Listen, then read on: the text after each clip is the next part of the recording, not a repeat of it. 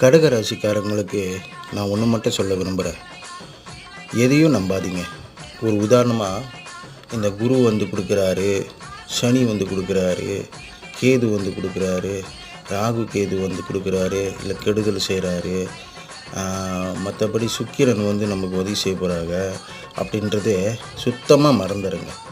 நமக்கே நம்மளால் என்ன செய்ய முடியுமோ அதை செஞ்சுக்கிட்டு போயிட்டே இருக்கணும். வாழ்க்கையில் நமக்கு வெற்றி வேணும்னா நம்ம அதை நோக்கி போயிட்டே இருக்கணும். தயவு செய்து இந்த ஜாதகத்தை பார்க்குறத நிப்பாட்டிட்டு சதா அதுவே எதிர்பார்த்துக்கிட்டு இருக்க வேண்டாம். இனி நம்ம வாழ்க்கை எப்படி இருக்கணுமோ அதை மட்டும் நம்ம நோக்கி போனோம்னா நம்மளால் வெற்றி பாதையை மதிக்க முடியும், வெற்றி பாதையை நோக்கி போக முடியும்.